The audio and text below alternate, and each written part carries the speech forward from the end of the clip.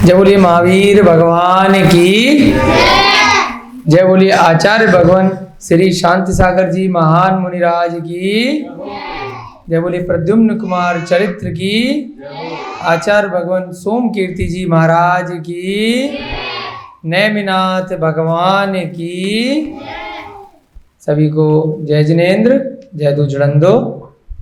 सभी लोग मिलकर के सबसे पहले मंगलाचरण करेंगे। मंगलम भगवान वीरो मंगलम गौतमो गणी मंगलम कुंद कुंदाध्यो जैन धर्मोस्तु मंगलम सर्वमंगल्य मांगल्यम सर्वकल्याणकारकम प्रधानम सर्वधर्माणं जैनम जयतु शासनम जैनम जयतु शासनम जैनम जयतु शासनम। सर्वे श्रोतारः सावधानतया शृण्वन्तु। सभी श्रोतागण प्रतिदिन की भांति आज भी सावधान होकर के एकाग्रचित होकर के श्रवण करेंगे, सुनेंगे। प्रद्युम्न कुमार चरित्र का वर्णन चल रहा है। धीरे धीरे कथा में रुचि आ रही है। राजा श्रेणिक के माध्यम से भगवान महावीर हमें अपनी दिव्य ध्वनि में समूह शरण में ये कथानक सुना रहे हैं। प्रथमा नियोग का यह प्रद्युम्न कुमार चरित्र ग्रंथ है। आचार्य सोम कीर्ति जी महाराज द्वारा ये ग्रंथ रचित है। अब तो याद हो गया होगा ना, सोम कीर्ति याद हो गया बच्चों? सोम कीर्ति जी महाराज, ठीक है। सबको याद करने कुछ कुछ नाम पूछा जाएगा। अभी श्रुत पंचमी आ रही है ना, तो पूछा जाएगा उसमें। हाँ, कल श्रुत पंचमी है, 4 तारीख है, तो उसमें पूछा जाएगा जो आपने यहाँ पे सीखा है, ठीक है। सत्यभामा का वर्णन चल रहा है, श्री कृष्ण का। हाँ, बता देंगे श्रुत पंचमी के बारे में भी। सत्यभामा का वर्णन यहाँ पर चल रहा है, श्री कृष्ण का चल रहा है, नारद मुनि का चल रहा है, रुक्मणी का चल रहा है। कुछ कुछ पात्रों के नाम अब तक याद हो गए होंगे ना। रुक्मणी के पिता भीष्म, भाई रूप कुमार, है ना। इन सब चीज़ों को याद करने से ऐसा नहीं है कि इनका क्या काम आएगा। जो आपने अपने व्यापार के लिए, अपनी पढ़ाई के लिए, डिग्री के लिए भी चीज़ें याद करी थी, वो कुछ काम आई गृहस्थ जीवन में। आपको रोजगार मिला उसके माध्यम से, है ना, आपका व्यापार चला, आपको नौकरी मिली। परंतु ये जो चीज़ याद करेंगे ये जन्म जन्मांतर तक आपके काम आएगी, है ना। आपके अगले भवों तक ये चीज़ें साथ में जाएंगी। तो इसलिए ऐसी चीज़ को याद किया जाए जो हमेशा आत्मा के साथ में रहनी है। वो चीज़ें भी जरूरी हैं गृहस्थ जीवन में। कुछ ना कुछ अपने स्कूल कॉलेज में पढ़ा है ना। जो भी नौकरी कर रहे हैं तो उसके लिए जो भी नए नए चेंज आते हैं तो उसको पढ़ना पड़ता है। जिस भी विभाग में आपका काम होता है वो भी ज़रूरी है, लेकिन उसको तो आपको भूल जाना है। ये एक बार याद कर लिया तो कभी भूलने वाली चीज़ नहीं है, हमेशा वही रहेगी। तो इसलिए श्री कृष्ण कहाँ के राजा थे? हाँ जी मनीष जी सो गए? सोने आते हैं। कहाँ के राजा थे श्री कृष्ण? द्वारका के। द्वारकाधीश इसलिए उनको बोला जाता है ना। द्वारका उनके अधीन थी, द्वारकाधीश। और उनके भाई का नाम रोहिता जी बलभद्र, है ना। 63 सलाका पुरुष होते हैं, उनमें कुछ नारायण होते हैं और कुछ प्रतिनारायण होते हैं और कुछ बलभद्र होते हैं। पहले भी कई बार चर्चा करी है। तो नारायण होते हैं और जो बलभद्र होते हैं दोनों हमेशा भाई होते हैं, परंतु सगे भाई नहीं होते, है ना। ऐसा भी है, मतलब पिता एक होंगे, माताएं अलग अलग होंगी। ऐसे राम और लक्ष्मण, एक नारायण थे और एक बलभद्र। प्रतिनारायण तो बदमाश होता है, नहीं। लक्ष्मण नारायण थे और राम बलभद्र थे। प्रतिनारायण क्या होता है? जिसका वध किया जाता है, जैसे रावण का वध हुआ, है ना। यहाँ पर जैसे शिशुपाल का हुआ, कंस का हुआ, है ना। तो जो बदमाश लोग होते हैं ऐसे नारायण होते हैं, और नारायण चक्रधारी होते हैं। यहाँ पर भी अगले काल में क्या हुआ, पहले के काल में राम और लक्ष्मण थे, मुनि सूरनाथ भगवान के काल में, नेमिनाथ भगवान के काल में कौन हुए, श्री कृष्ण और उनके भाई बलभद्र, दोनों के क्या हैं, पिता एक हैं परंतु माता अलग अलग होती है। ऐसी उसमें अलग अलग माताएं थी, है ना। तो इस प्रकार से ये हमेशा चला आता है, ये नियति होती है। ऐसी तीर्थंकर होते हैं हमेशा 24 होते हैं, सब मिला करके कामदेव, बलभद्र, नारायण, पृथनारायण और तीर्थंकर चक्रवर्ती, ये सब मिला करके 63 एक 24 तीर्थंकरों के काल में शलाका पुरुष का पर्यायवाची होता है महापुरुष, जो महान कार्य किए जाते हैं, इनके द्वारा उनके चरित्र हम पढ़ते हैं। उन महान पुरुषों के अलावा भी कुछ कुछ ऐसे चरित्र होते हैं जो महापुरुष होते हैं, केवली होते हैं, जिनको उस भव से मोक्ष की प्राप्ति होती है। जैसे बाहुबली भगवान हुए, तीर्थंकर के माता, है ना, तीर्थंकर के माता पिता जैसे बताएं भैया ने, ये जैसे प्रद्युम्न कुमार, है ना, सीमंदर जी हुए, बहुत सारे ऐसे आते हैं, हनुमान हुए, जम्बू स्वामी, हाँ, केवली हुए, गौतम गढ़धर हुए। तो इनके भी चरित्रों का वर्णन आचार्य महाराज करते हैं। हजारों ऐसे चरित्रों के वर्णन आचार्यों ने अपने ज्ञान के माध्यम से हमारे लिए किया है।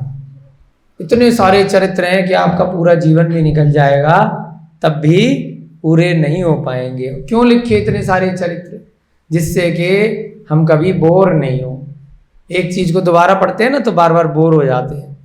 एग्जाम के लिए एक बार पढ़ लिया, पास हो गए, उसके बाद उस कक्षा की पुस्तक दोबारा पढ़ने का भी मन करेगा?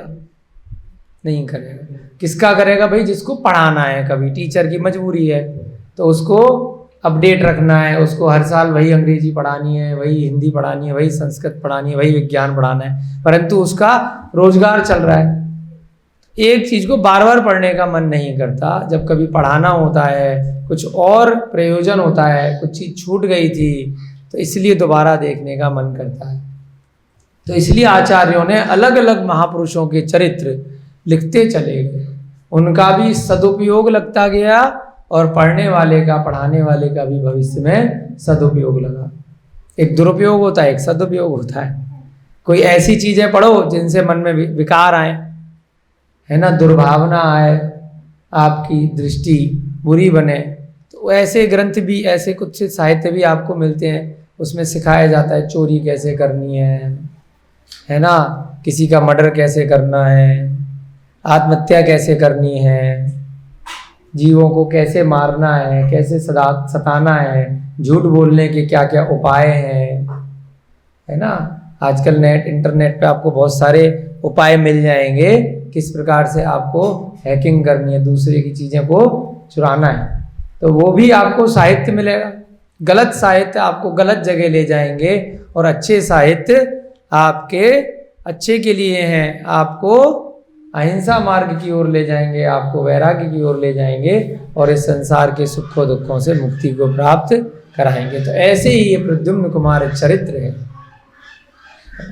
तो इसमें भी पात्रों के नाम अलग अलग है, अलग चरित्र में किसी और पात्र के नाम आएंगे, और कहानियां होंगी, और राजा होंगे, और जगह के नाम होंगे, परंतु जो मूल बात, जो कहते हैं ना कहानी का क्रक्स, है ना, मुद्दे की बात, कंक्लूजन, वो कहीं ना कहीं घुमा फिरा करके सभी चरित्रों में, सभी पुराण ग्रंथों में एक रहेगा।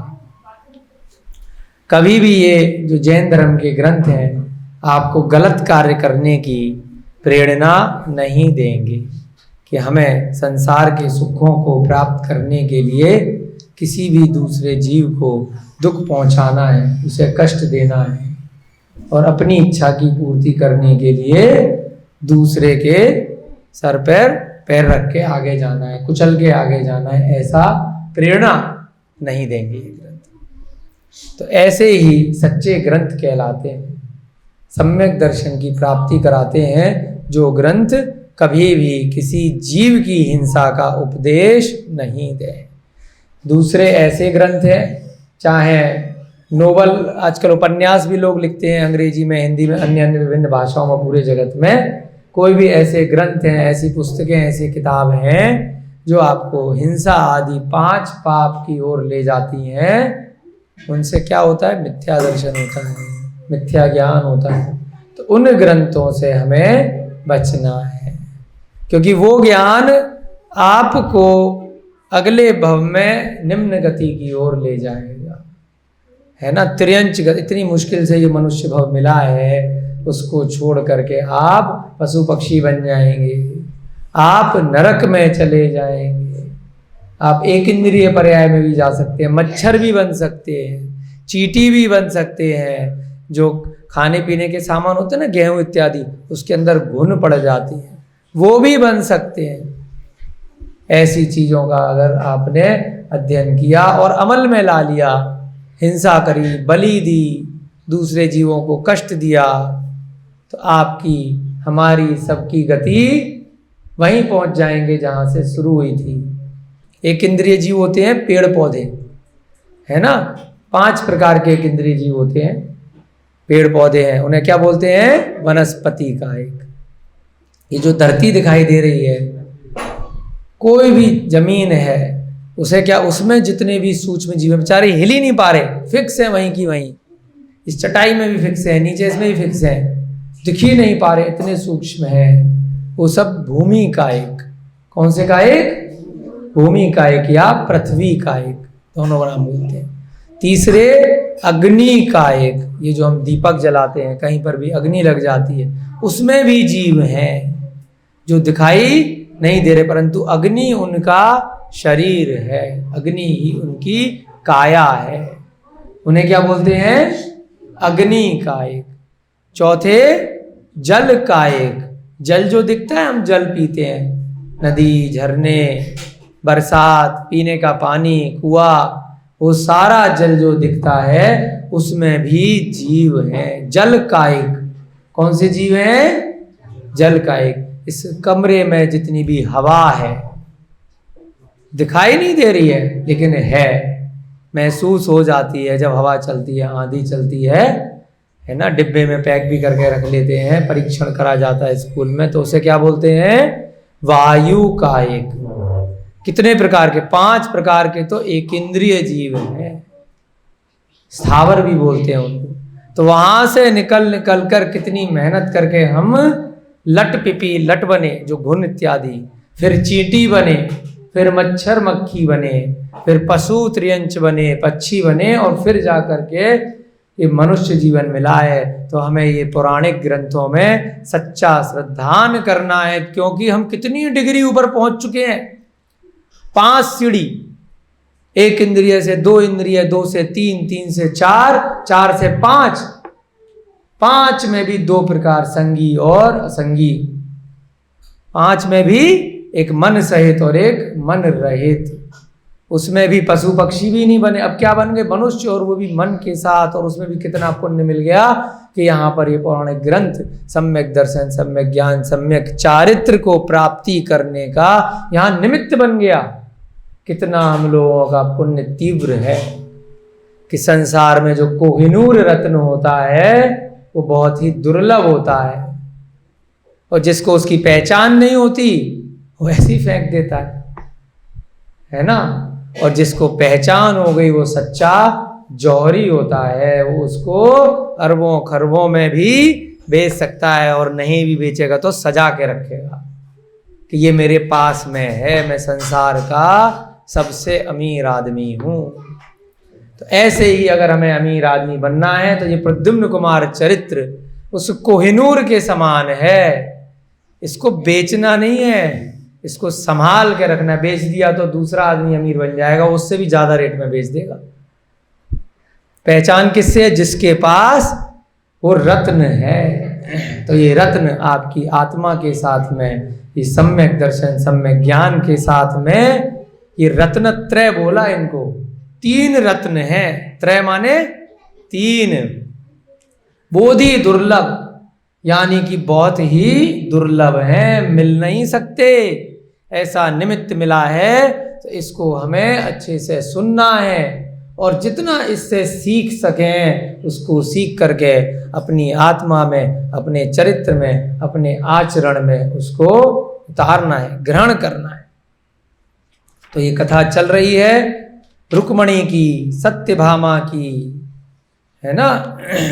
तो उस कथा में वर्णन आगे बढ़ते बढ़ते श्री कृष्ण जी कहाँ पहुंच गए हैं? रुक्मणी के महल में, और बाहर ही नहीं निकल रहे कितने कितने दिनों तक। परंतु एक दिन रुक्मणी को लगा कि अब बहुत हो गया है।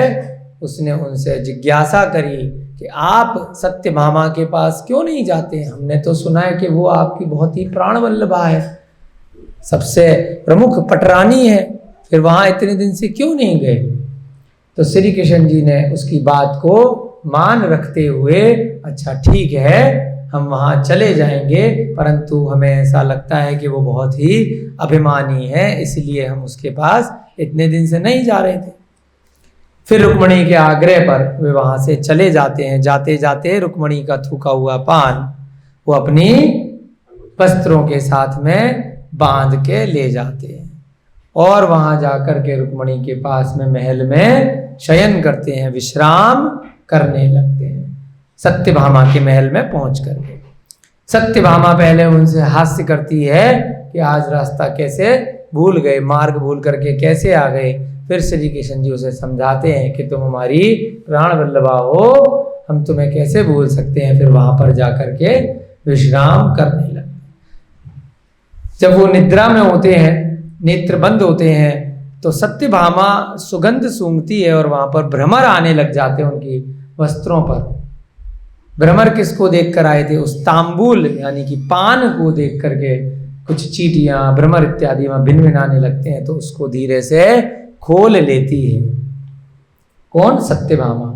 और उसे लगता है कि अवश्य रुक्मणी के देने के लिए कुछ सुगंधित वस्त्रु, कुछ लेप लेकर के मेरे पति आए, तो उससे पहले ही वो उस पान को, उस थूके हुए पान को अपने शरीर पर लेप कर लेती है और बहुत ही प्रसन्न होने लगती है कि अब तो मेरे पति मुझ पर बहुत ही प्रसन्न हो जाएंगे इस सुगंध से। उसे भान ही नहीं रहता है कि ये कपूर आदि से मिश्रित तांबूल पान है।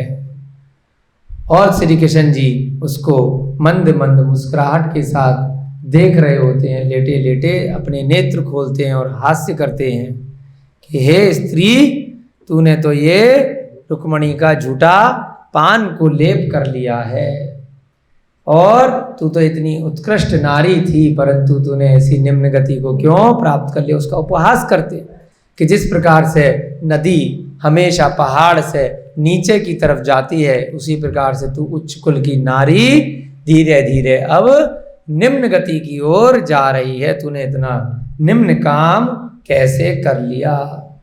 सत्यभामा लज्जित हो गई। उसने अपने मनोभावों को छुपाकर प्रकट रूप में चतुरता के साथ कहा। अंदर से तो लज्जित हो गई, लेकिन ऊपर से उसने थोड़ा सा कवर अप किया, एक्टिंग करी। चतुरता के साथ कहा कि हे स्वामी, आप व्यर्थ में पंचम स्वर में अट्टहास कर रहे हैं। पंचम स्वर यानी कि ये भी एक उपमा दी है कि बहुत जोर जोर से, कुछ जरूरत से ज्यादा मेरा उपहास कर रहे हैं, खिल्ली उड़ा रहे हैं। अट्टहास यानी कि हंस रहे हैं। जिस रुक्मणी को आप शिशुपाल का वध कर हर लाए हैं, वह मेरी छोटी भगनी के समान है। अब देखिए किस प्रकार से, वो तो मेरी बहन के समान है। पहले तो जल रही है वो अंदर ही अंदर से, लेकिन क्या कह रही है कि जब ये मेरे श्री कृष्ण उसके प्रति इतने आकर्षित हैं, तो मैं भी इनको बोलती हूँ कि मेरी उससे दोस्ती है, मेरी बहन है। तो जब मुझे, अगर मैं उनके सामने जलूंगी, चिढ़ूंगी उससे, तो फिर ये मुझे और ज्यादा परेशान करेंगे। तो उसने क्या कहा कि शिशुपाल का वध करके जिसको आप लेकर के आए हैं, वो तो मेरी छोटी बहन है। उसके समान है। वह मेरे सामने छोटी से बड़ी हुई है। पहले बहुत छोटी थी, अब धीरे धीरे मेरे सामने बड़ी हुई है। इसीलिए जानबूझकर मैंने उसके उच्चिष्ट तांबूल का लेप किया है। मुझे तो मालूम था ये उसका झूठा पान है, मैंने तो जानबूझकर ऐसा किया है, क्योंकि तांबूल तो मेरी भगनी के मुख का है, उसके स्पर्श से मुझे सुख प्राप्त होगा। वो तो मेरी बहन है ना। बहन और बहन का प्यार होता है ना, जैसे भाई बहन, बहन पिता पुत्र, पिता पुत्री, परिवार का जैसे प्यार होता है, उसी प्रकार से मैं तो उसको बहुत प्रेम करती हूँ। और उसका झूठा अगर पान मैंने लगा भी लिया तो कौन सी बड़ी बात है, इससे तो मुझे सुख प्राप्त हो रहा है उसके स्पर्श से। क्योंकि कोई वस्तु है, करते हैं ना, हमने ये चीज छू ली तो इसको किसी और ने छू लिया तो भाव से हमने उसे छू लिया। तो ऐसे ही वो तांबूल जो था उसने मेरी बहन को छुआ, मैंने उस तांबूल को अपने शरीर से लगा दिया, तो मुझे सुख प्राप्त हो रहा है। मैं ऐसा मान रही हूं कि जैसे मैंने अपनी बहन का स्पर्श कर लिया, तो इससे तो मुझे सुख प्राप्त हो रहा है। चिढ़ा क्यों रहे हो मुझे, ना? घुमाने के लिए उन्होंने उस चीज को उस समय कवर अप किया।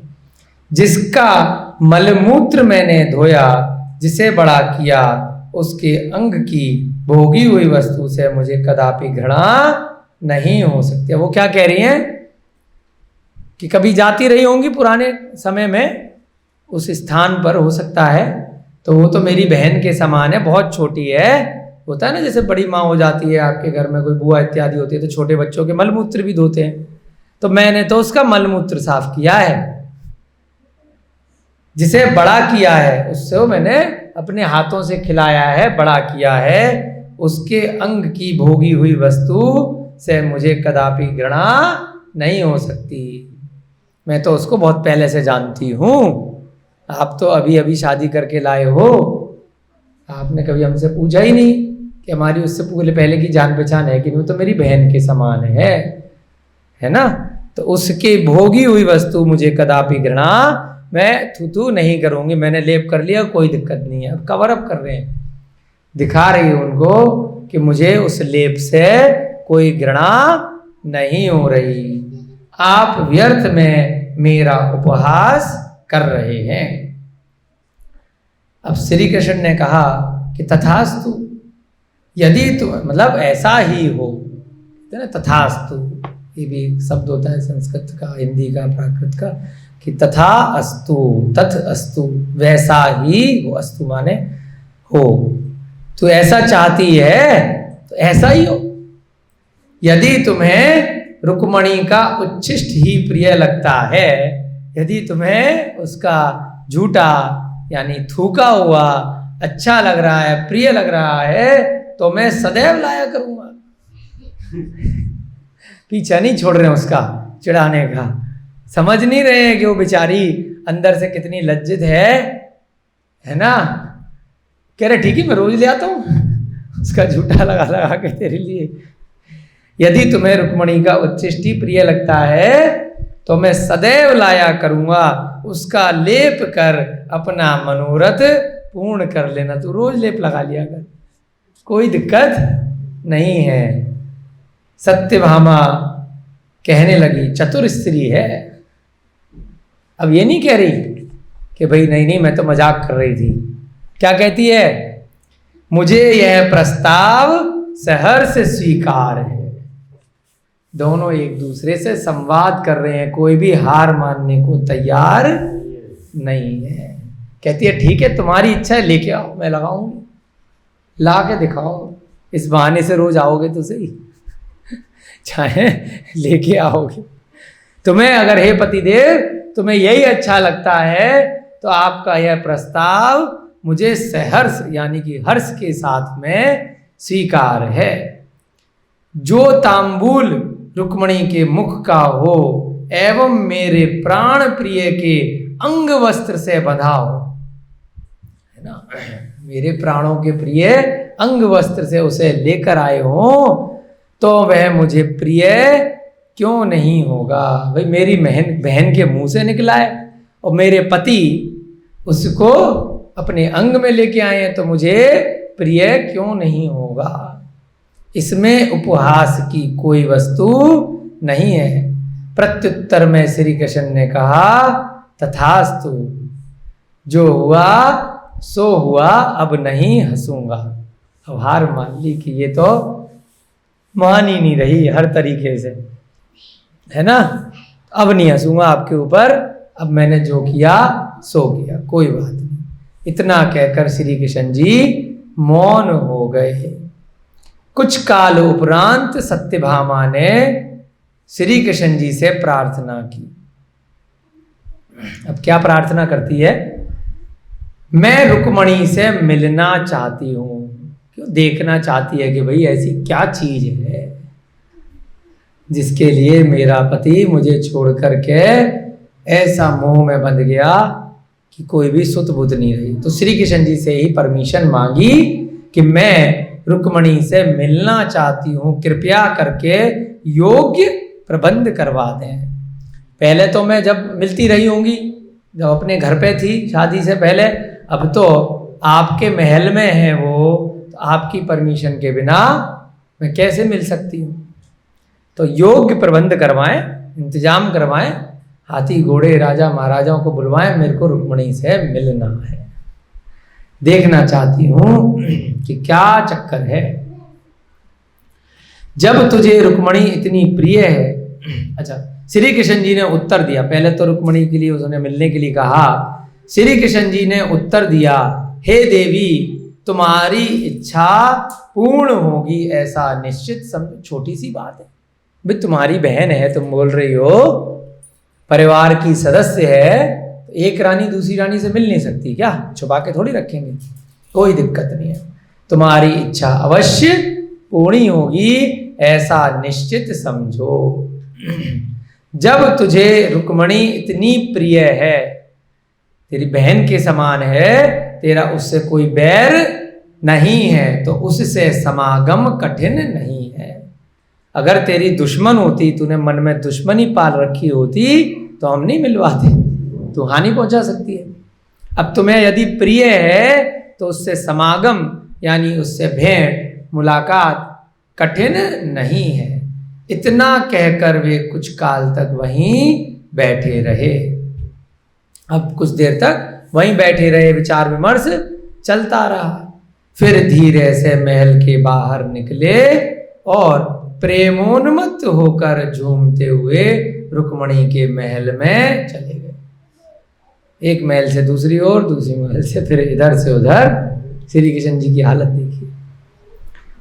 अब बस वहां से निकले और प्रेमोन्मत्त यानी कि प्रेम में उन्मत्त होकर के झूमते हुए रुक्मणी के महल में चले गए। जैसे शराब होती है ना, एक बार पी, थोड़ी देर के लिए उतरी, इधर उधर गए, फिर ठेके पे पहुंच गए, है ना। ये भी एक शराब से भी खतरनाक नशा होता है, काम का नशा। जन्म जन्मांतर के पुण्य को समाप्त कर देता है। तो उसको थोड़े समय के लिए ठीक है, ज्यादा लंबे समय तक अगर दिमाग में रखेंगे तो वो व्यक्ति को निम्न स्तर तक ले जाता है।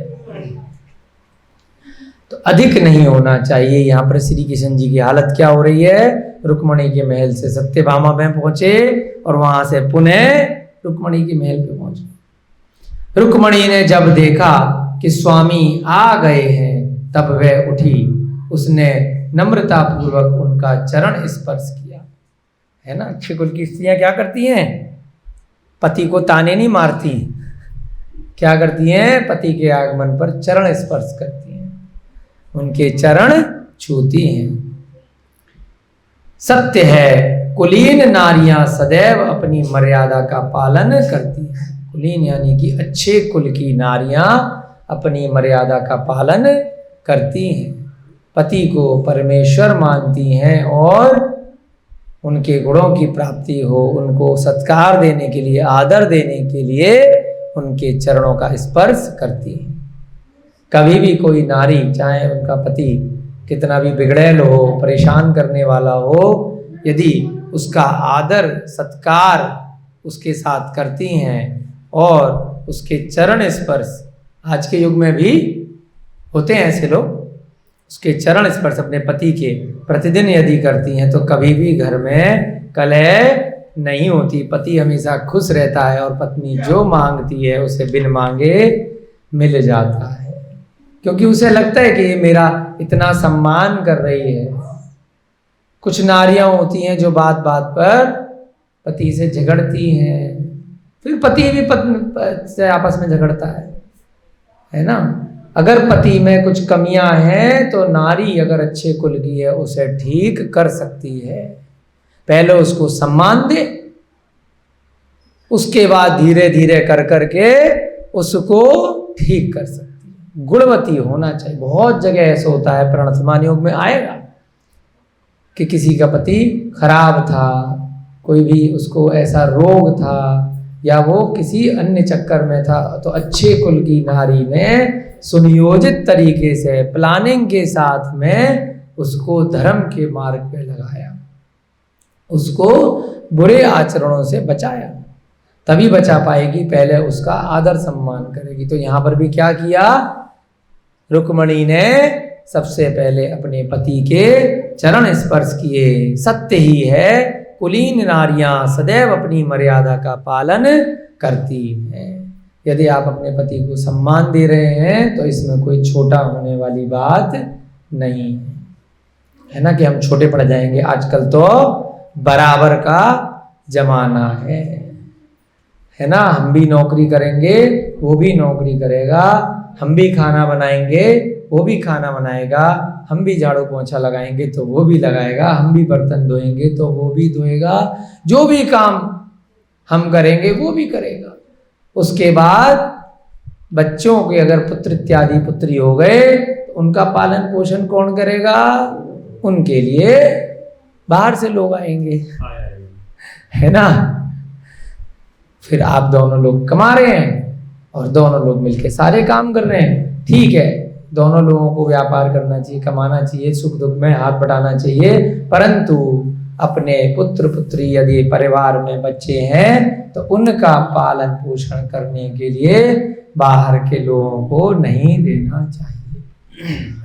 आपके माता पिता हैं, घर में परिवार के सदस्य हैं, वो कर लें तब तक ठीक है। अगर आपको किसी कार्य से व्यापार नौकरी इत्यादि करनी भी पड़ती है तो आप जितना भी समय मिले अपने बच्चों को संस्कार अवश्य दें, है ना। अभी हम सुबह वॉक करके आ रहे थे ना, तो प्रवीण भैया जी साथ में थे, तो गांव में एक स्त्री ने पीछे से आवाज लगाई कि आपके यहाँ गुरुकुल में बच्ची पढ़ती है और जो है गालियां देती है। मुझे गालियां है ना, हाँ मुझे गालियां दी, छोटी सी बच्ची है। उसने डॉग की अंग्रेजी कह के, हिंदी कह के गालियां दी होंगी। तो वो अम्मा जी बोली, तो हमने भैया जी ने उनको यही बोला कि आप लोग घर में गालियां मत दिया कीजिए, है ना। सुबह शाम अगर अच्छे संस्कार दो, मतलब बच्चों को, अब वो बच्ची बोल पड़ी कि मम्मी मुझे मारते में गालियां देती हैं, पीछे से बच्ची ने बोल दिया। तो यदि आप बच्चों को मारते पिटाई करते समय गालियां दोगे तो स्वतः ही वो बच्चे वही चीज सीखेंगे। गारंटी, आज की घटना है, अभी 1 घंटे पहले, इसलिए याद आ गई, है ना। वो अगर आप बच्चों के सामने सिगरेट, बीड़ी, शराब, गलत कार्य करेंगे तो बच्चे करेंगे, उसमें स्कूल कॉलेज गुरुकुल क्या कर लेगा। वो तो एक सीमित समय तक संस्कार दे सकता है, क्लासरूम में भैया जी बोर्ड पे पढ़ा सकते हैं। संस्कार तो घर से ही आएंगे, जो वो देखेंगे। मेरे माँ बाप क्या कर रहे हैं, मेरे दादा दादी क्या कर रहे हैं, मेरे चाचा ताऊ क्या कर रहे हैं, वो अगर देखेंगे कि ये चोरी कर रहे हैं, घर वाले छल कपट कर रहे हैं, मेरे माँ बाप बार बार छोटी छोटी बातों पे एक दूसरे का सर फोड़ते हैं, एक दूसरे को चिल्लाते हैं, गालियां देते हैं, है ना, लड़ते हैं, पति की स्थिति बिना देखे पत्नी अत्यधिक मांग करती है, तो ये सब बच्चे सीखते हैं। पति शराब पी के आता है, पत्नी को मारता है, गलत आचरण करता है, अन्य स्त्री के साथ जाता है, तो ये सब बच्चे आपके बिना जाने देख रहे हैं, और कब उनके चरित्र में वो गलत आदतें आ जाएंगी आपको पता भी नहीं चलेगा। तो इसलिए हम लोगों को प्रवचन कम देने हैं, आचरण ज्यादा करना है ना। बहुत गुरुजी ऐसे होते हैं कि ग्रंथ में पढ़ा, या जब स्कूल में पढ़ाने बैठे हैं, स्कूल कॉलेजों में बहुत बढ़िया बढ़िया बातें करते हैं कि ऐसी बातें सुनने में कहीं अन्यत्र नहीं आएंगी, परंतु जैसे ही क्लास खत्म होती है, ऐसे बड़े बड़े टीवी पे भी प्रवचन करता मिलते हैं, फिर बाद में केस चलते हैं ना उनके, जब कैमरे के आगे पीछे उनका आचरण कभी पकड़ा जाता है तो हो जाती है ना दिक्कत, कितनी भारी। तो ऐसे ही हम माता पिता के रूप में, परिवार के सदस्य के रूप में, अगर अध्यापक हैं, अभिभावक हैं, उस रूप में हर समय हमें अपने चरित्र का पालन करना चाहिए कि जो भी छोटे बच्चे हैं हमारे आसपास हैं, फिर बाद में आप कंप्लेंट मत करना कि ये तो बिगड़ गया। हमें उनके सामने ऐसा आचरण करना। ऐसे भी हमने बहुत लोग देखे हैं कि बच्चा होने से पहले शराब पीते थे, सिगरेट पीते थे रोज उनके पहले, जैसे ही बच्चा हुआ बच्चे ने टोक दिया, उसके बाद शर्मसार हो गए, फिर हाथ नहीं लगाई, न सिगरेट, न गुटखा, न शराब। बहुत बार ऐसे उदाहरण देखे हैं कि मेरे बच्चे में गलत संस्कार पड़ जाएंगे। कभी कभी ऐसे आचरण हमें अपने को ध्यान में रखना है। तो क्यों उल्लेख आया है? क्योंकि जो भी लोग यहाँ पे सुन रहे हैं, देख रहे हैं, तो अगर अपने पति के चरण स्पर्श करती है कोई स्त्री तो कोई उसमें गलत बात नहीं है। अच्छे कुल की स्त्रियां हमेशा मर्यादा का पालन करती हैं। श्री कृष्ण ने रुक्मणी से कहा कि हे प्रिय, मेरे कथन के अनुसार वस्त्र आभूषणों से सज्जित होकर प्रस्तुत हो जाओ। अब उसको क्या कहा? चलो कहीं घूमने चलना है, तैयार हो जाओ, कहीं पार्टी में चलना है। ऐसे कहते हैं ना कि भाई आज घूमने चलेंगे। श्री कृष्ण जी ने रुक्मणी से अब क्या कहा कि वस्त्र और आभूषण के साथ तैयार यानी सज्जित होकर के प्रस्तुत हो जाओ। इन ग्रंथों को पढ़ने से ना अपनी हिंदी भी सुधर जाती है थोड़ी सी। क्यों प्रवीण जी? इन शब्दों से जो पहले हिंदी चला करती थी, कितनी मर्यादा के साथ लोग बात करते थे। अभी क्या है कि इतनी सारी भाषाएं मिक्स हो गई हैं, है ना, मिश्रित हो गई हैं। पूरे देश की इतनी भाषाएं, विदेशों की भाषाएं, तो वो पता ही नहीं चलता है कि कौन सी भाषा, कौन सा उर्दू का शब्द बीच में आ गया, कभी इंग्लिश का आ गया, कभी हिंदी का आ गया, पंजाबी का आ गया, गुजराती आ गया, मराठी आ गया, विदेशों की बहुत सारी भाषाओं के शब्द भी आकर के विस्तृत हो गए। लेकिन ग्रंथों से क्या होता है, इनको पढ़ने से अपने भी जो डिक्शनरी होती है ना, व्याकरण होता है, तो वो सुधरता है। मेरे कथनानुसार वस्त्र आभूषणों से सज्जित होकर प्रस्तुत हो जाओ। ये श्री कृष्ण जी रुक्मणी को कह रहे हैं कहीं घूमने चलना है। श्वेत वस्त्र एवं लाल वर्ण की कंचुली कांचली पहन लो। वो भी उन्होंने डिजाइन बता दी कि सफेद और लाल साड़ी इत्यादि पहनना, उसमें बहुत सुंदर लगोगे। अपना सर्वांग देवांगना की भांति बनाकर, उसको एक होती है स्त्री बिना मेकअप, बिना सुंदर वस्त्रों के आम लगेगी, है ना। टीवी पे सीरियल में हीरो हीरोइन आती है ना, अगर उन्हें सड़क पे कहीं देख लो तो कहोगे यार ये तो मेरे जैसी, मेरे में और इसमें कोई खास फर्क नहीं है। परंतु मेकअप करके, कैमरे के माध्यम से, साउंड बहुत सारी डाल करके उसको ऐसा बना दिया जाता है कि जैसे स्वर्ग से अप्सरा उतर करके आई हो। फिर आ जाता है ऐसा, है ना। बहुत बार होता है कि कभी आपने जनरली बिना मेकअप के साधारण वस्त्रों में उनको देख लिया तो पता ही नहीं चलेगा कि इसके पीछे दुनिया पागल हो रखी है। तो इसलिए तैयार करवा रहे हैं कि कहीं हल्की नहीं पड़ जाए सत्यभामा के सामने। क्या कह रहे हैं? अपना सर्वांग देवांगना के भांति बनाकर, देवों देवियों के भांति, अपने सारे अंगों को सजा लो, जिससे कि उसे ये नहीं लगे कि किसको उठा के ले आए हैं। सत्यभामा के उपवन में चलकर बैठ जाओ, साथ में चलो और सत्यभामा के उपवन में, उसके महल में जो गार्डन बनाया है, उद्यान बनाया है, वहां चलना है। देवी जैसी लगनी चाहिए। वैसे ही तुम इतनी सुंदर हो, उसके बाद भी वस्त्र इत्यादि आभूषण ऐसे होने चाहिए।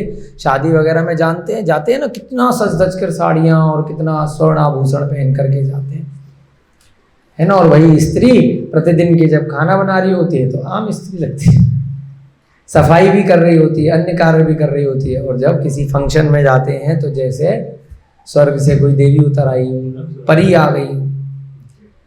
रुक्मणी ने कहा, आपकी आज्ञा शिरोधार्य है, जैसा मेरे स्वामी आप आज्ञा करेंगे वैसे शिरोधार्य, सिर पर हमने आराध्य कर ली है, वैसा ही होगा, आप जैसा कहेंगे वैसा कर। उसने तत्काल ही 16 श्रृंगार कर लिया। 16 प्रकार का श्रृंगार बोलते हैं ना, 16 श्रृंगार करके आई, तो 16 श्रृंगार कर लिया।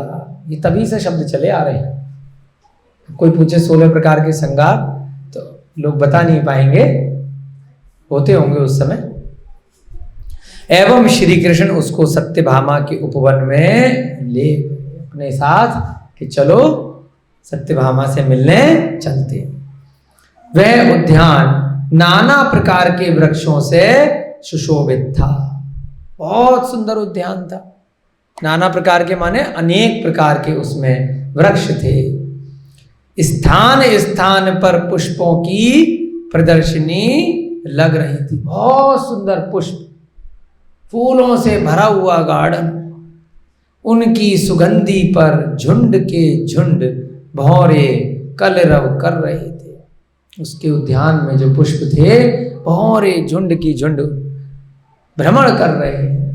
उसके अपने उद्यान में इतने, और फिर भी वो कांदूल लगा रही है अपने लेप पे, देखिए, है ना। सत्यभामा झूठा कांदूल तांबूल लगा रही है, जबकि अपने उद्यान में ही कितने सुगंधित पुष्प हैं।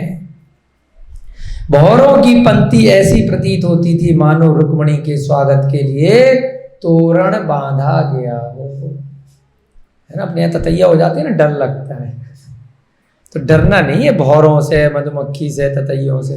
उनको क्या मान लो, तोरण है। ये तो अपने स्वागत के लिए आए हैं। जहाँ पर ज़्यादा मधुमक्खी वगैरह होती हैं तो अच्छी चीज़ होती है कि यहाँ पे बहुत पुष्प हैं, सुगंध है, तभी तो आए हैं इतने। तो उसमें भी उपमा दे रहे हैं कि भौरों की पंक्ति ऐसी लग रही है जैसे तोरण लगाते हैं ना दरवाजे के सामने, तोरण लगाते हैं बंदरवार इत्यादि, कि ये स्वागत के लिए तोरण लगाए हैं, रुक्मणी जी आ रही हैं।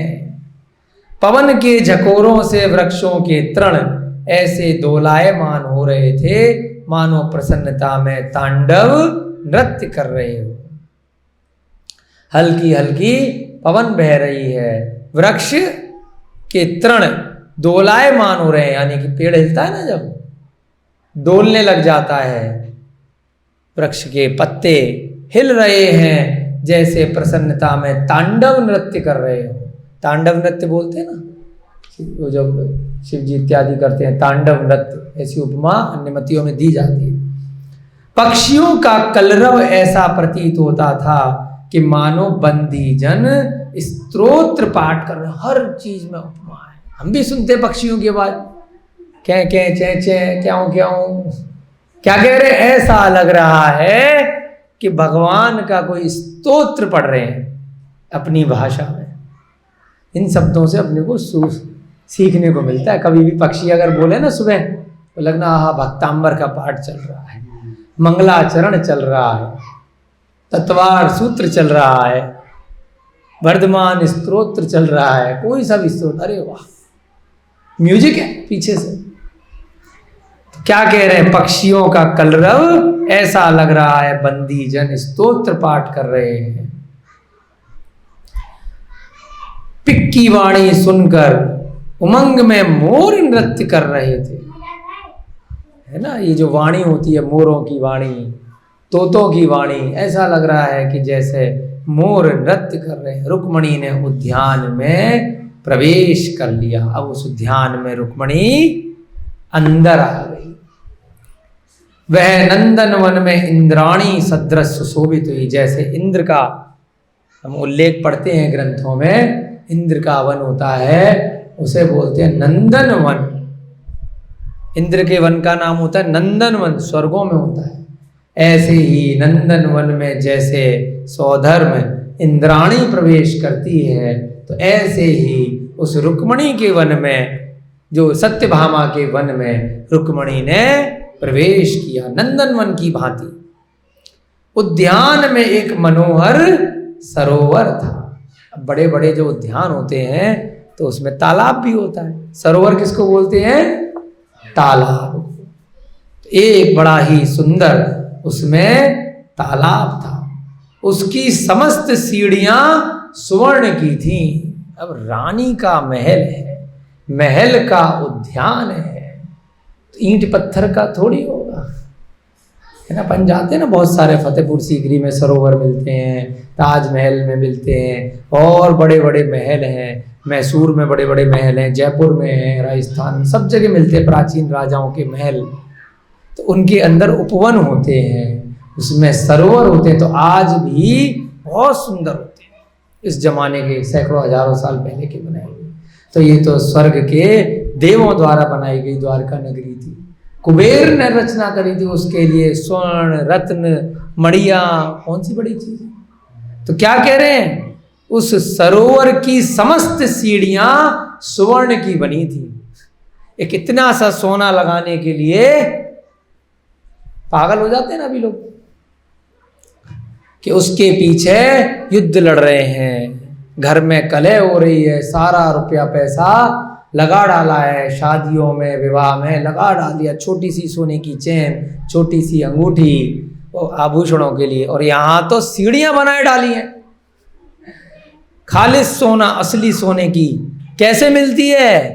पुण्य से, जिसका वहाँ जन्म हो जाता है, या जो स्त्री विवाह करके आ जाती है, या जो पुत्र इत्यादि पैदा हो जाता है, या जो राजा बन जाता है। तो पुण्य कमाओ ना। सोना कमाने के लिए कितना सोना कमा लोगे इस जन्म में, छल कपट पता नहीं क्या क्या करना पड़ेगा, कितनी मेहनत करनी पड़ेगी, और कितना सोना मिल पाएगा पूरे जीवन में। सारा भी इकट्ठा कर लोगे, बहुत पैसे वाला भी हो गया तो आधी किलो 1 किलो उसे ही अरबपति करोड़पति बोल दिया जाएगा। 1 मकान बना लोगे, 10 मकान बना लोगे, 10 गाड़ी खरीद लोगे, 10 रथ खरीद लोगे। तो पुण्य कमाओ कि सीढ़ियां, यानी कि फर्श, कितनी बड़ी बात बता रहे हैं, फर्श सोने का बन गया। ऐसी थी सत्यभामा का महल, जिसकी समस्त सीढ़ियां सोने की बनी थी। उसमें अथाह जल भरा था, तट पर सजे वे बैठे थे, है ना। क्या था उसमें? बहुत जल भरा हुआ था, और तट पर राजहंस बैठे थे। कौन बैठे थे तट पर? उसके हंस, राजहंस।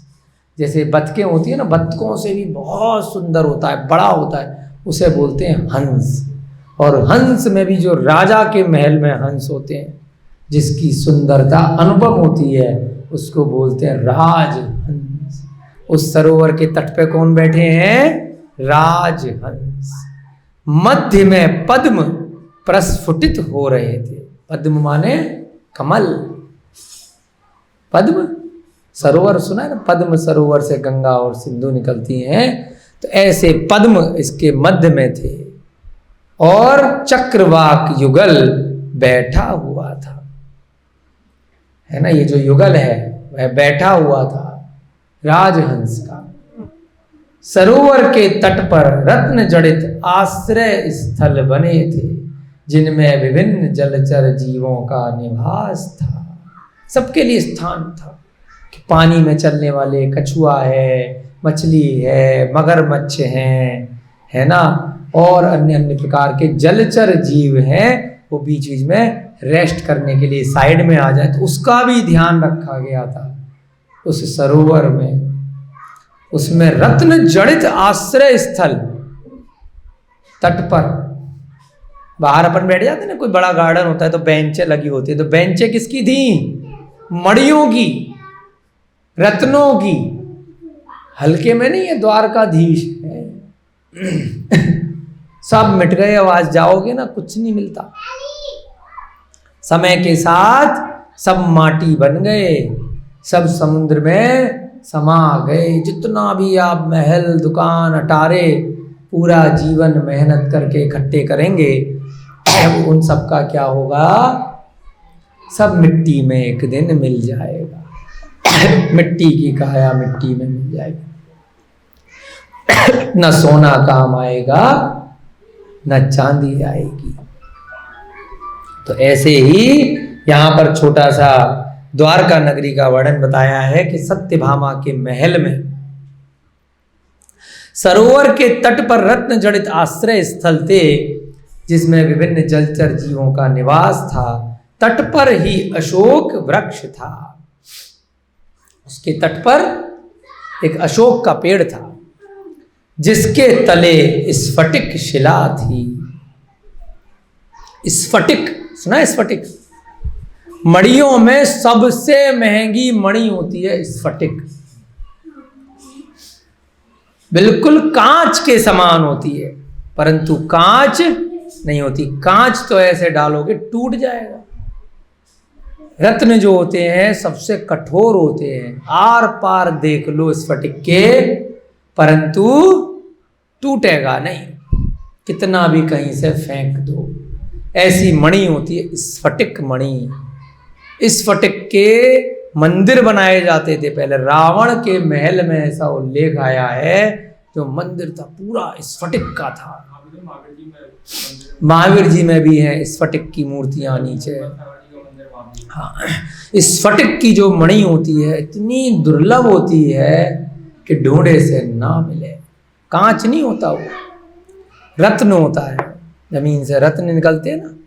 अपनी पृथ्वी को रत्न प्रभा पृथ्वी बोलते हैं, जिस पृथ्वी पे हम बैठे हैं। जरा सा खोदोगे रत्न ही रत्न निकलेंगे। परंतु पंचम काल है, हम लोगों का पाप कर्म का उदय है। पुण्य इतना तीव्र नहीं है कि अवसर पड़ी काल में सब चीज क्षीण हो गई। रत्न प्रभा इस पृथ्वी पर रत्न भरे हुए हैं, भरे हैं ठसाठस। ऊपर के भाग में चित्रा पृथ्वी है जिस पे हम बैठे हैं। इस पूरी पृथ्वी का नाम रत्न प्रभा पृथ्वी। तो रत्नों के बना हुआ स्फटिक का बना हुआ आसन था। कहां पर? अशोक वृक्ष के नीचे। स्फटिक की एक शिला थी, चट्टान बनता है ना पेड़ के चारों तरफ हम बना देते हैं बैठने के लिए। श्री कृष्ण जी ने उसी शिला पर वन देवी की भांति रुक्मणी को आसीन कर दिया। वन देवी, वन की देवी होती हैं। जो बड़े बड़े जंगल होते हैं, वन होते हैं, उनकी रक्षा करती हैं। यक्षिणी होती हैं, देवियां होती हैं, वो वहां पर अपना भ्रमण करती हैं। किसी कारण से देव पर्याय मिल गई। पिछले भव में बहुत अच्छे कार्य किए, अच्छी भावना थी, सब कुछ अच्छा था, परंतु कुछ कुछ गलत कार्य कर दिए। सम्यक दर्शन की प्राप्ति नहीं हो पाई, मिथ्या दर्शन में डूबे रहे। तो क्या बन जाओगे? व्यंतर, भवनवासी, ज्योतिष, है ना। तो जो भी सच्चे देव शास्त्र गुरु पे किसी कारण से, किसी निमित्त से श्रद्धान नहीं कर पाए, तप, व्रत, उपवास, भक्ति बहुत करी, परंतु कहीं ना कहीं मोक्ष प्राप्ति के सही मार्ग के लिए नहीं करी। संसार में सुख मिले, धन वैभव मिले, राजा महाराजा बन जाऊं, कोई भी बड़ा पद मिल जाए, ऐसी इच्छा से वह सारे कार्य कर डाले। तो क्या बन जाओगे? वन देवी, व्यंतर, राक्षस, भूत, पिशाच, अग्नि कुमार देव, है ना, बहुत सारे देव बन जाएंगे। तो भवनवासी व्यंतरों के, ज्योतिषों के प्रकार होते हैं, आगे उल्लेख कहीं ना कहीं आएगा, तो वहाँ डिटेल में चर्चा करेंगे। तो उदाहरण दे रहे हैं कि जैसे वन की देवी होती है, वन की रक्षा करती है, तो पेड़ के नीचे बैठी रहती है वह क्रियक शरीर होता है, भूख प्यास नहीं लगती, देव पर्याय में होती है, परंतु स्वर्ग की देवी नहीं होती। तो ऐसी देवी की भांति रुक्मणी को आसीन कर दिया। उन्होंने कहा, हे प्रिय, जब तक मैं लौट कर ना आऊं तब तक मौन धारण कर निश्चल बैठे रहना। उसको अकेले बिठा दिया। पहले माहौल देखेंगे ना वहां जाके, पता चला डायरेक्ट बिना बातचीत करे मीटिंग करा दी और लड़ाई हो गई तो हो जाती है ना। जेठानी में क्या, बहू जेठानी क्या बोलते हैं, देवरानी जेठानी में लड़ाइयाँ हो जाती हैं। सौतन में होने की संभावना है। कोई कहा सुनी हो गई, बर्तन फिक गए तो दिक्कत आ जाएगी। तब तू अकेली बैठ, मैं जब तक नहीं आ जाऊं तो शांति से यहाँ बैठे रहना। किसी प्रकार का हलन चलन नहीं हो, हिलना भी नहीं है। इतना निर्देश देकर श्री कृष्ण जी सत्यभामा के महल में गए। भाई गार्डन तो नीचे होगा, महल आगे है। वहां पहुंचकर श्री कृष्ण ने कहा, हे देवी, क्या तू रुक्मणी से भेंट करना चाहती है? वो तो तुरंत जाके ले आए, है ना। अब पूछा, रुक्मणी से मिलना है?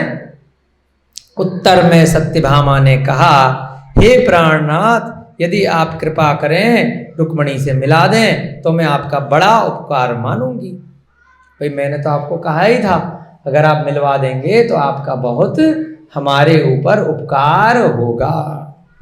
श्री कृष्ण ने कहा, हे प्रिय, तब तू यथाशीघ्र उद्यान में जा, वहीं रुक्मणी आ जाएगी। मैं उसके महल में जाकर उसे उपवन में भेजता हूं। अब देखिए कितना छल कपट है, पहले ही बिठा के आ गए, परंतु वहां जाके क्या बोल रहे हैं कि अभी तू जा और वो थोड़ी देर में उपवन में आ जाएगी। मैं उसके महल में जाऊंगा और वहां से उसे उपवन में भेज दूंगा। जबकि पहले ही बिठा दिया है, परंतु क्या कह रहे हैं, मैं पहले लेके नहीं आया हूं, मैं तो अभी तेरे को अगर मिलना है तो तू उपवन में जा, मैं उसे वहां भेज दूँ।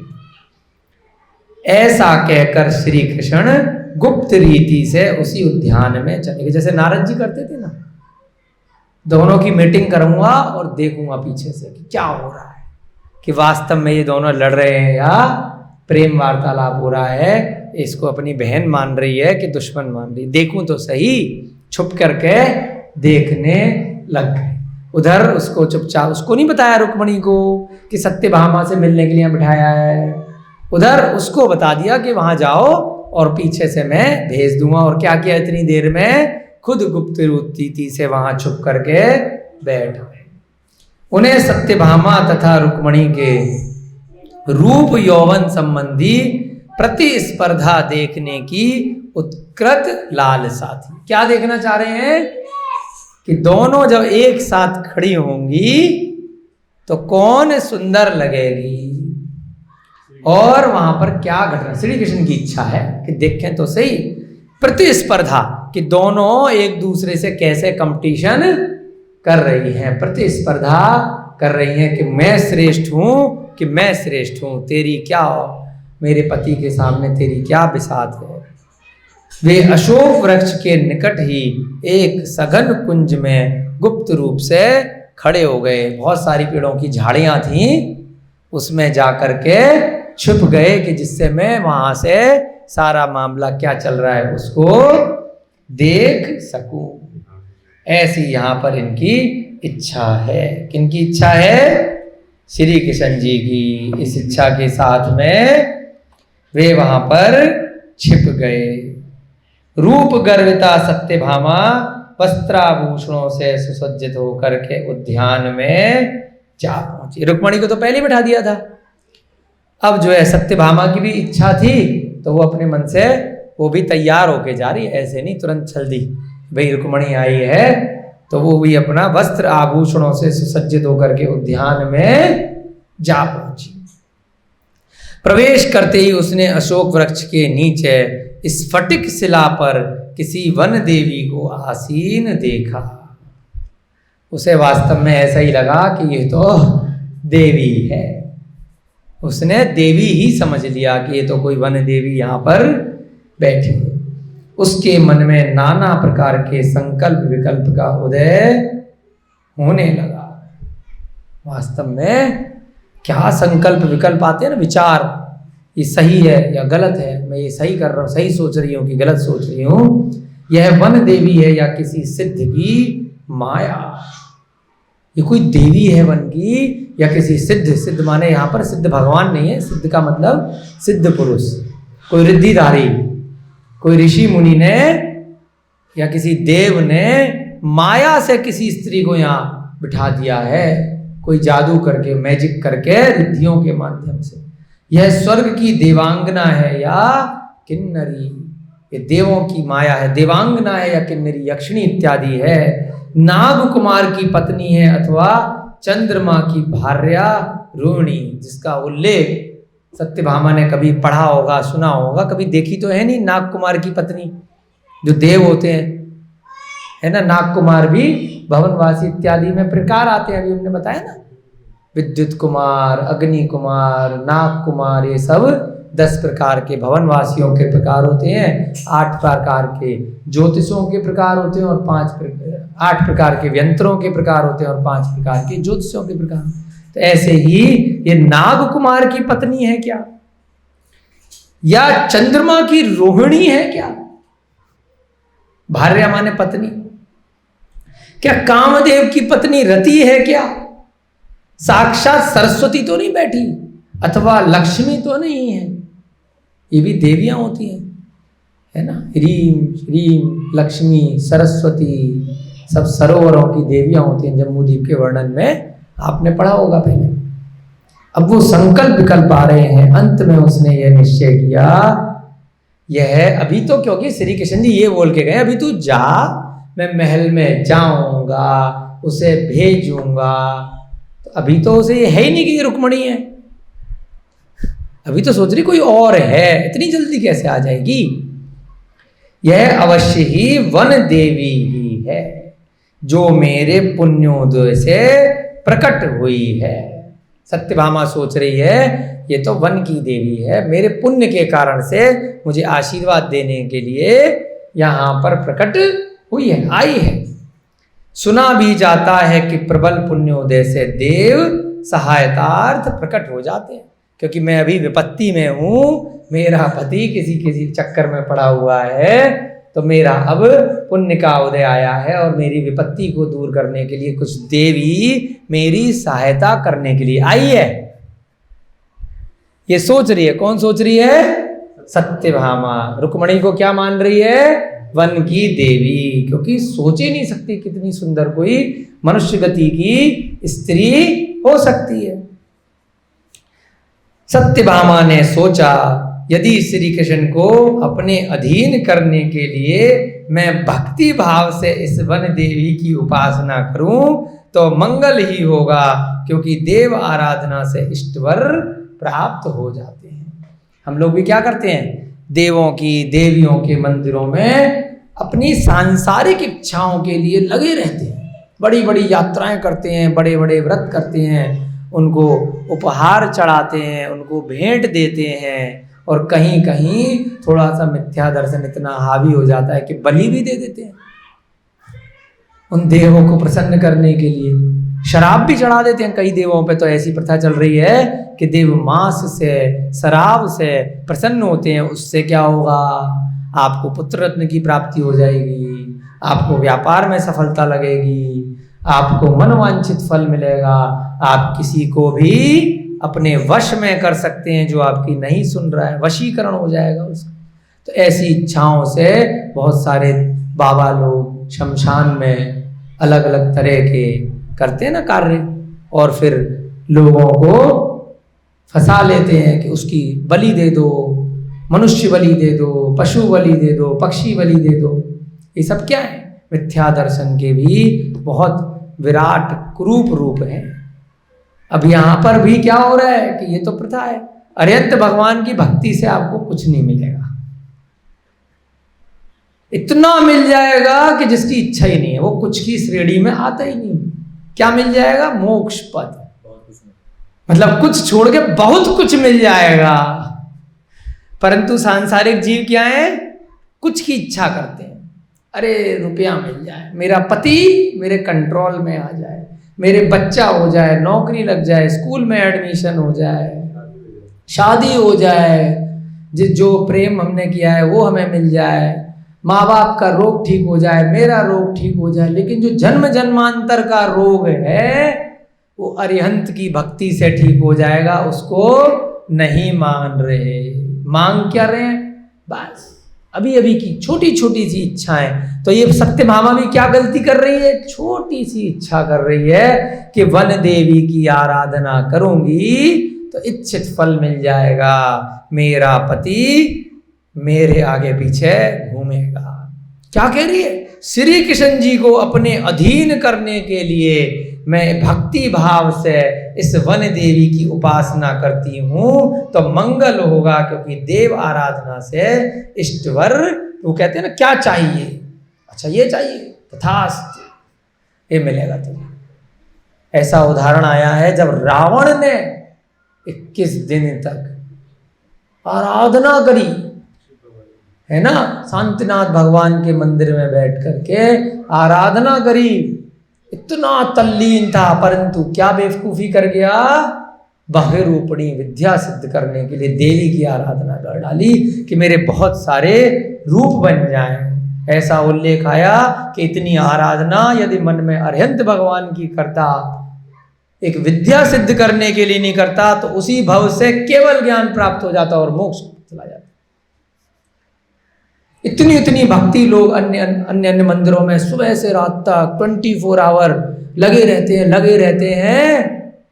अगर वो भक्ति संसार की इच्छाओं के लिए ना करके इस संसार चक्र से मुक्ति के लिए कर दी जाए तो पंचम काल में भी जम्बू स्वामी को मोक्ष हुआ नहीं हुआ, गौतम गढ़धर को मोक्ष हुआ नहीं हुआ, पंचम काल में हुआ है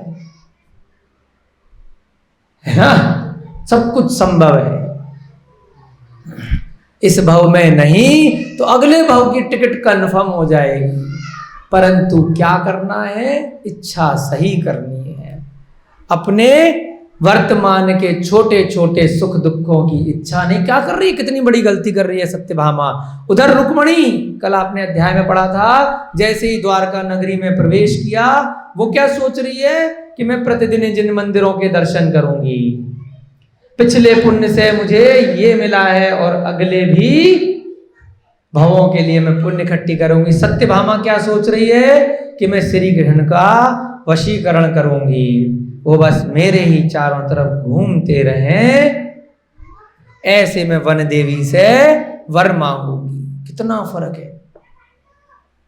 वह कुछ काल तक इसी उधेड़ बुन में पड़ी रही, तत्पश्चात सरोवर में उसने स्नान किया, है ना। अभी उसे लगा कि रुक्मणी नहीं आई, देख लिया है, अभी तो रुक्मणी का इंतजार कर रही है और सरोवर में वहीं पर पहले स्नान करती है। क्यों? पहले सज धज कर किसके लिए आई थी? रुक्मणी के लिए। वहां मिल गई कौन? वन देवी। है तो रुक्मणी, सोच रही है कि वन देवी। तो मंदिर जाते हैं तो स्नान करके जाते हैं, मेकअप वगैरह हटा करके जाते हैं। तो उसने सोचा कि मैं देव आराधना करूंगी तो इसलिए सरोवर में पहले स्नान कर लिया। उचित ही है, मनोरथ की सिद्धि के लिए सब तरह के उद्योग किए जाते हैं। हम लोग भी मंदिर जाते हैं ना तो धोती दुपट्टे में और सब चीज़ों से करके जाते हैं, मेकअप इत्यादि में नहीं जाते।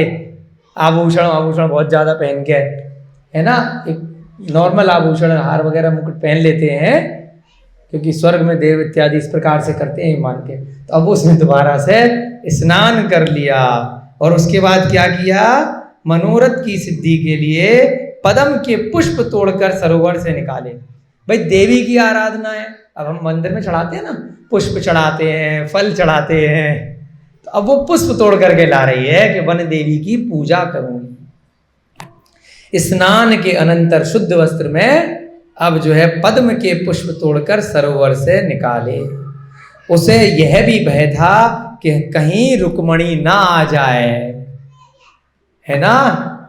रुक्मणी का डर लग रहा है, अरे रुक्मणी इस वन देवी से भेंट नहीं कर ले। अब वो क्या कर रही है? पुष्प तोड़ करके रुक्मणी के आने से पहले उसकी पूजा इत्यादि का प्रबंध करने लग जाती है। फिर भी ढाढ़स बांधकर वह अशोक वृक्ष के तले आसीन वन देवी के निकट जा करके खड़ी हो गई। ढाढ़स बांध करके देवी, अब मान लीजिए आप किसी देव की पूजा कर रहे हैं, मंदिर में मूर्तियां जा रहे हैं, इतने बड़े बड़े मंदिर अपने भारत देश में, हजारों लाखों बड़े बड़े तीर्थ क्षेत्र भी हैं, देव हैं, देवियां हैं, वो तो आप मूर्ति की पूजा कर रहे हैं। और सच में अगर आपको कभी लगे कि ये तो देव जैसा लग रहा है तो आपकी हालत क्या हो जाएगी, सोच के देखिए। वैसी हालत उधर सत्यभामा की हो रही, उसे लग रही देवी आ गई है। सुना था कि देवी प्रकट हो जाती हैं, तो ऐसी देवी मेरे सामने प्रकट हो गई है, तो मैं क्या करूं। ढाढ़स बांधकर अशोक वृक्ष के तले आसीन वन देवी के निकट जाकर खड़े हो गई। वो क्या सोच रही है, वन देवी है, वास्तव में कौन है, रुक्मणी बैठी है। उसने बड़ी आशा से भक्ति पूर्वक पुष्पों से वन देवी की पूजा करी। अब जैसे हम उदक चंदन तंदुल पुष्प सही अर्घ्य चढ़ाते हैं, पूजा करते हैं, ऐसे ही सत्यभामा रुक्मणी की पूजा कर रही है। श्री कृष्ण जी सोच रहे क्या हो रहा है, क्या माज रहा है? और उधर वो रुक्मणी की पूजा कर रही है, भावों में क्या सोच रही है, मैं तो वन देवी की पूजा कर रही हूं। उसने बड़ी आशा से भक्ति पूर्वक पुष्पों से वन देवी की पूजा की, उसके चरणों में मस्तक टेका। जैसे भगवान के चरणों में हम रोज मस्तक टेकते हैं ना, ढोक लगाते हैं, है ना, तो तुभ्यम नमो, है ना, पढ़ते हैं ना, अच्छेमी पूजेमी अन्नामी नमस्ते। तो ऐसे ही वो क्या कर रही है, रुक्मणी के चरणों में, जबकि बड़ी पटरानी है, वो तो छोटी पटरानी है, उसके चरणों में मस्तक टेका एवं प्रार्थना की, हे वन देवी, तू मेरे पुण्योदय से प्रकट हुई है, तू मुझे उत्तम वरदान दे। कारण देवी का दर्शन कभी निष्फल नहीं चाहता, अतएव मैं केवल यही वरदान चाहती हूं। अब रुक्मणी से क्या बोल दिया, सस्पेंस क्लियर हो रहा है, फिर आपकी कक्षा का समय भी हो रहा है आज का, है ना। रुक्मणी से ना तो नाम पूछा कि तू कौन है, बस उसे लगा कि ये वन देवी है। क्या कह डाला कि देवी का दर्शन कभी निष्फल नहीं जाता। मैं ये सीधे वरदान मांग लिया, बस उसको अर्घ्य चढ़ाया, पुष्पों से उसकी पूजा करी कि मैं वरदान चाहती हूं कि श्री कृष्ण मेरे भक्त किन्नर बने, मतलब किन्नर के समान मेरे भक्त बने रहे, मेरे आगे पीछे घूमते रहे। सीधे रुक्मणी को जाके बोल दिया, सही कहते थे ना श्री कृष्ण कि स्वाभिमानी है, सही नहीं है, तुझ में और उसमें बहुत फर्क है। वो क्या चाह रहे, वो तो रुक्मणी तो बोलती है कि तुम सत्यभामा से जाओ मिलो, इतने दिन से यहाँ क्यों पड़े हो। तो सत्यभामा मौके का फायदा देख के क्या कह रही है कि श्री कृष्ण बस मेरे चारों तरफ ही घूमते रहे, मैं उनको उंगलियों पे, छोटी उंगली पे नचाऊंगी। बोलती है ना कई स्त्रियां, है ना, एक मुहावरा है कि मैं उनको उंगलियों पे नचाती रहूं, मुझ में उनका मन आसक्त बना रहे, वे रुक्मणी से सर्वथा विरक्त हो जाए। रुक्मणी को जाके बोल दिया कि रुक्मणी से विरक्त हो जाएं, ऐसा मुझे आशीर्वाद दे दे। मेरी मनोकामना है कि मैं अपने पति के मनोप्रदेश पर एक छत्र राज्य करूं। हे देवी, यदि वरदान देने में आपने विलंब किया तो अभी रुक्मणी के साथ श्री कृष्ण आ जाएंगे एवं मेरा मनोरथ पूर्ण नहीं हो सकेगा। देखिए श्री कृष्ण जी की चाल, उनकी चाल में वो सफल रहे। ये नहीं कहा कि मैं लाके बिठाया हूं, मैं लेके आ रहा हूं, और पहले से बिठा दिया। कितने चतुर है, उसको चेक कर रहे हैं उसके मन में क्या चल रहा है, क्या खतरनाक प्लानिंग बन रही है कि रुक्मणी से हमेशा के लिए दूर हो जाएं। यही सारी कहानियां आज के रूप में दिखाते हैं टीवी सीरियल के माध्यम से, उससे हम गलत चीजें सीख लेते हैं, फिर ऐसी ही प्लानिंग अपने घर में करने लग जाते हैं। हाँ, तो अभी रुक्मणी के साथ कहीं श्री कृष्ण जी ना आ जाएं और मेरा मनोरथ पूर्ण नहीं हो सकता, जल्दी से मुझे वरदान दे दे कि रुक्मणी से वो दूर चले जाएं और मेरे अधीन हो जाएं, यथाशीघ्र मेरी इच्छा पूरी करो, जल्दी वरदान दो, जल्दी में।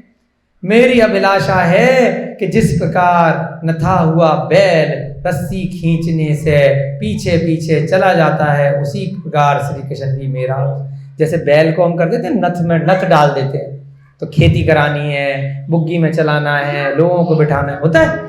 नथा हुआ बैल या नथा हुआ घोड़ा जो होता है, लगाम लगा हुआ, जहां चलाओगे वहां चलेगा। डॉग क्या अगर चेन लगा दी तो वो वैसे ही चलेगा। तो कितनी बड़ी बात कह रही है कि जैसे बैल रस्सी से चलता है, ऐसे ही श्री कृष्ण मेरा अनुसरण करें, मैं जैसे बोलूं वैसे चलें। हे माता, मैं आपसे वरदान की याचना करती हूँ, आप रुक्मणी एवं श्री कृष्ण में संबंध विच्छेद करा दें, उन दोनों का तलाक करा दें। उसी को जाके बोल पड़ी। क्या पर्याय है, ये सब बातें बताई जा रही हैं। सीखना है कि कैसे कैसे संसार के जीवों की गति होती है। श्री कृष्ण का और रुक्मणी का संबंध विच्छेद करा दें। रुक्मणी को जाके सत्यभामा कह डालती है गलतफहमी में। आप लोगों की कक्षा का समय थोड़ा आज ज़्यादा ही हो गया, क्योंकि चल रहा था उल्लेख, तो लगा कि समाप्त कर दें ये पैराग्राफ।